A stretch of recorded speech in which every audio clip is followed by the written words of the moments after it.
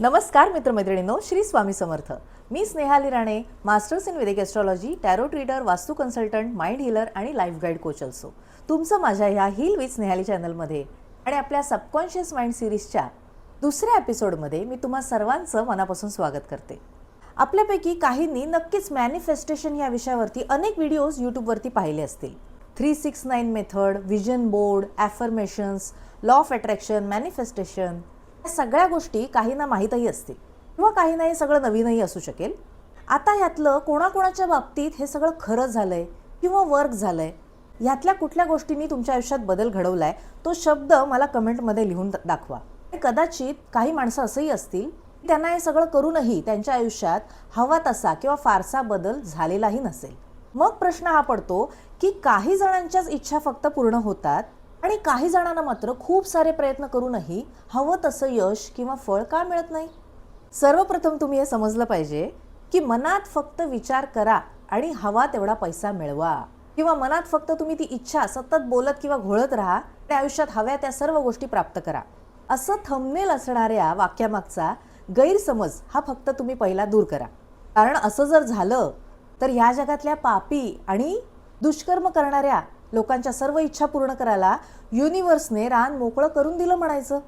पण त्या युनिवर्सला फक्त सकारात्मक ऊर्जेची म्हणजेच एकमेकांप्रती प्रेम, सेवाभाव हीच भाषा किंवा हीच एनर्जी फक्त कळते. तिथे माया, मोह, लोभ, मत्सर, अहंकार किंवा कपटीपणा, धूर्तपणा या सगळ्या वाईट एनर्जी इथेच पृथ्वी तलावरच फिल्टर होतात. त्यांना वरती ब्रह्मांडामध्ये काहीच जागा नसते. तर मी आज तुम्हाला मॅनिफेस्टेशन विषयी एक अशी गोष्ट सांगणार आहे जी कदाचित अनेक व्हिडिओजमध्ये सांगितली जात नाही. कारण मॅनिफेस्टेशन म्हणजे फक्त आपल्या इच्छा मागणं नाही, तर स्वतःला त्या इच्छेसाठी पात्र किंवा काबिल बनवण्याचा एक प्रवास असतो.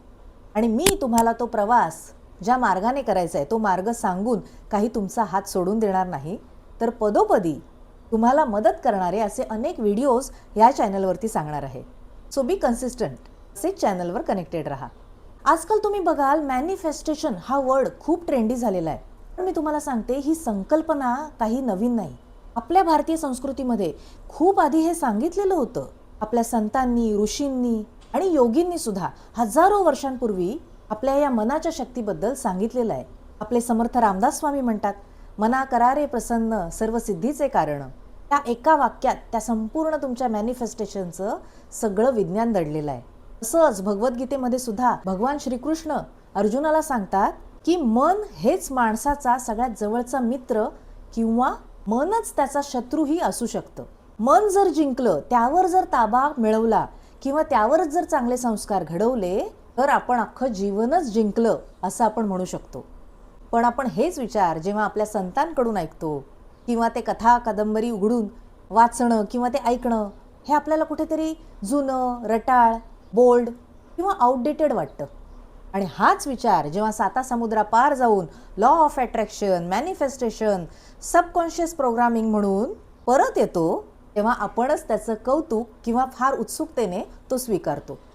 प्रोडक्ट तेच, फक्त पॅकेजिंग किंवा सर्व्हिस जर बदललेली असेल, तर त्यातली नाविन्यता अनुभवण्यासाठी आपण माणसं त्या वस्तूची ट्रेंड असल्यासारखं त्याच्या मागे धावतो ना, तसं पूर्वी ऋषीमुनी गुरुकुलामध्ये आपल्या शिष्यांना ध्यान साधना शिकवत असताना त्या मनाचे व्यायाम सुद्धा सगळ्यांना शिकवत असत. हे मॅनिफेस्टेशन किंवा लॉ ऑफ अट्रॅक्शन ह्या आपल्या आयुष्यात एक एक्स्ट्राच्या फ्री विल म्हणून दिलेल्या देवानी गोष्टी आहेत. त्याचा सुयोग्य वापर करून आपण नक्कीच घेऊ शकतो. पण तरीसुद्धा मी इथे एक सांगते, लक्षात ठेवा की ह्याचं नाव बदललेलं आहे, तत्व तेच आहे.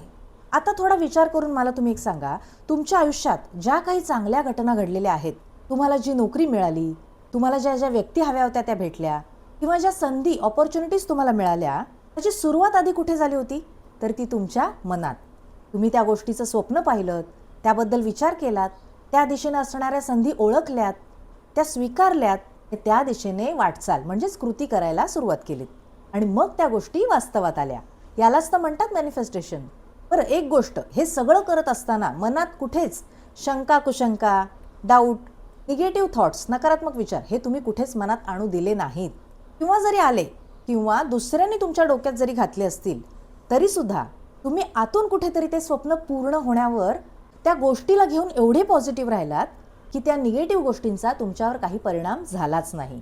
तेव्हाच तर जाऊन ती तुमची विश फुलफिल किंवा इच्छा ही कंप्लीट झालेली असते. आता असं झाल्यावर मग प्रत्येकच इच्छा का पूर्ण होत नाही किंवा काहींच्या बाबतीत का पूर्ण होत नाही, हा महत्त्वाचा प्रश्न आहे. लोकांना वाटतं मी तर रोज ॲफर्मेशन्स बोलतो, मी विजन बोर्ड बनवलेला आहे किंवा मी नेहमी पॉझिटिव्ह थिंकिंगच करतो, मग माझं मॅनिफेस्टेशन पूर्ण का होत नाही. तर मॅनिफेस्टेशन म्हणजे काही या संपूर्ण विश्वाला बदलण्याचं एवढं सोपं तंत्र नाही, तर ती ॲक्च्युली तुम्हाला स्वतःला बदलण्याची प्रक्रिया आहे, प्रोसेस आहे. आणि त्यासाठी सर्वप्रथम तुमच्या मनाची तयारी असणं हे सगळ्यात आवश्यक असतं. तर समजा मी एक तुम्हाला उदाहरण देते. पहिलीतल्या विद्यार्थ्याला थेट जर 10वीतल्या अभ्यासक्रमाचा पेपर जर सोडवायला दिला तर तो लिहू शकेल का? नाही, कारण त्याची तेवढी पात्रताच अजून तयार झालेली नसते, बौद्धिकही आणि मानसिकही.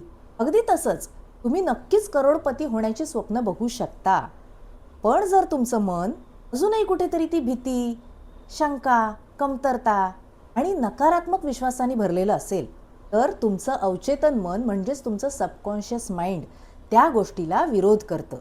म्हणूनच मॅनिफेस्टेशन करण्याआधी त्या गोष्टीसाठी आधी तुमचं अंतर्मन तयार करणं हे आवश्यक असतं.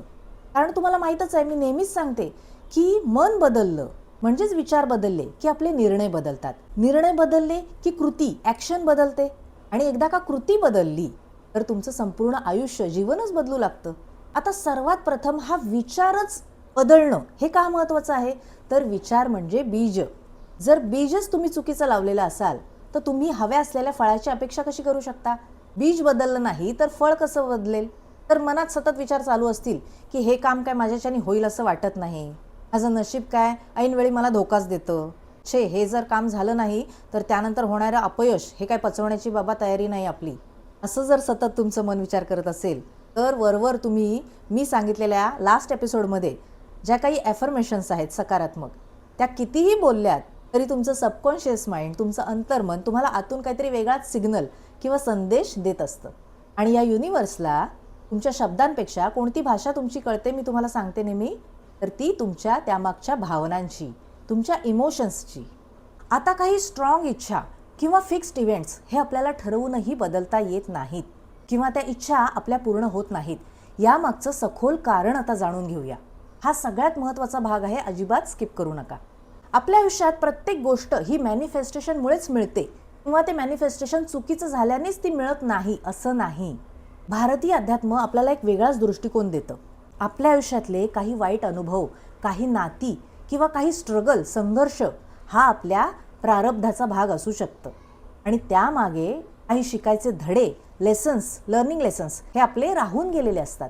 कधी आपल्याला त्यातून संयम शिकायचा असतो, कधी आपल्याला स्वतःवर प्रेम करायला शिकायचं असतं, कधी अहंकार सोडायचा असतो, तर कधी कोणाला तरी क्षमा करायला सुद्धा शिकायचं असतं. जोपर्यंत हा धडा, हा लेसन्स तुम्ही शिकत नाही तोपर्यंत त्या टाईप्सच्याच घटना तुमच्या आयुष्यात पुन्हा पुन्हा घडत राहतात आणि तुम्हाला त्या गोष्टीतून जो अपेक्षित रिझल्ट असतो तो तुम्हाला फार उशिरा किंवा वेळप्रसंगी मिळतही नाही. याचा अर्थ मॅनिफेस्टेशन चुकीचं झालं होतं का? तर अजिबात नाही. तर कदाचित हे ब्रह्मांड तुम्हाला त्याआधी योग्य व्यक्ती बनवत असतं. हे असतं सोल लेवलवरचं मॅनिफेस्टेशन. ॲक्च्युली खरं सांगायचं झालं ना तर ते लॉ ऑफ अट्रॅक्शन किंवा मॅनिफेस्टेशन हे ना त्या अशा पॉकेट मनी सारखं असतं की म्हणतात ना, असू देत खिशात एक्स्ट्राचे पैसे, लागले कशाला तर अडीअडचणीला, असं म्हणून एखाद्या पिकनिकला गेलेल्या मुलाला त्याची आई सांगते ना तसं. पण त्या मुलांनी पिकनिकला गेल्यावर जर आवश्यक गोष्टींपेक्षा उगाचच डोळ्यांना चांगल्या दिसणाऱ्या गोष्टींवरती जर ते पैसे खर्च केले आणि महत्त्वाच्या गरजा भागवण्यासाठी त्याला जर ते उरलेच नाहीत तर त्या गरजा भागवण्यासाठी त्याला एक्स्ट्रा स्ट्रगल, संघर्ष करावा लागेल. म्हणजेच मला तुम्हाला असं सांगायचं आहे की तुम्ही ज्या पर्पजसाठी हा जन्म घेतलेला आहे आधी तो कंप्लीट करा. ते तुमच्या सोल जर्नीसाठी खूप चांगलं असतं आणि त्यासाठी आकाशिक रेकॉर्ड्स किंवा तुमची जन्मकुंडली एखाद्या चांगल्या ज्योतिषाला दाखवून त्याचं मार्गदर्शन घेणं गरजेचं असतं. आणि हो, हे जे मी तुम्हाला सिरीजमध्ये प्रत्येक एपिसोडमध्ये जे सांगत आहे, affirmations, law of attraction etcetera, हे सगळं तुमच्या मनाला सुदृढ, मजबूत आणि हेल्दी करण्याचे प्रकार आहेत. जसं शरीर जर चिरकाळ तुम्हाला हेल्दी ठेवायचं असेल तर त्यासाठी वॉकिंग, योगा, जिम हे आवश्यक असतं. तसं तुमच्या आयुष्यात घडणाऱ्या ज्या काही चांगल्या वाईट गोष्टी आहेत त्याचा जास्त परिणाम जिथे होतो ती गोष्ट किंवा ती जागासुद्धा शुद्ध, मजबूत आणि हेल्दी असणं गरजेचं असतं. ती जागा म्हणजे तुमचं मन. सो ही मनाची एक्सरसाइज तुम्हाला या प्रत्येक एपिसोडमधून शिकून स्वतःवर अप्लाय करायची आहे. तर आता तुम्हाला कळलं असेल की मॅनिफेस्टेशन म्हणजे फक्त काही त्या ब्रह्मांडाकडे मागणं नाही, तर योग्य विचार, योग्य भावना, योग्य कृती, योग्य संयम आणि योग्य वेळ आल्यावर ती गोष्ट स्वीकारण्याची पात्रता, कुवत, हे पाचही घटक एकत्र आले ना तर त्याचा परिणाम नक्कीच चांगला दिसून येतो. सो आजपासूनच त्या मॅनिफेस्टेशनकडे फक्त काही आपलं इच्छा पूर्ण करण्याचं साधन म्हणून बघू नका, तर त्याच्याकडे आपल्याला स्वतःला घडवण्याचा एक मार्ग म्हणून बघा. कारण हे युनिवर्स तुमच्या प्रत्येक इच्छेला हो म्हणतंच असं नाही. त्याआधी विचारतं, ही इच्छा जर पूर्ण झाली तर ती सांभाळण्याची तयारी किंवा क्षमता तुझ्यात निर्माण झाली आहे का? आणि ज्या दिवशी या प्रश्नाचं उत्तर तुमच्या अंतर्मनात हो म्हणून असं असतं, तर त्या दिवशी फक्त तुमचं काही मॅनिफेस्टेशनच पूर्ण होत नाही, तर संपूर्ण आयुष्य बदलायला सुरुवात होते.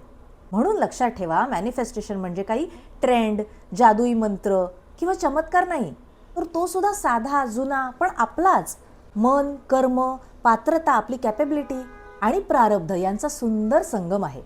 यावर तुमचं काय मत आहे आणि कसा वाटला आजचा विषय किंवा व्हिडिओ मला कमेंटमध्ये नक्की सांगा. आवडला असेल तर ॲज युजल लाईक करा, शेअर करा. चॅनलवर नवीन असाल तर चॅनल सबस्क्राईब करा, कारण अजून असे अनेक अध्यात्माशी जोडलेले व्हिडिओज तुम्हाला या चॅनलवरती बघायला मिळणार आहेत. सो भेटूया अशाच एका नव्या विषयासोबत पुढच्या व्हिडिओमध्ये. तोपर्यंत बाय.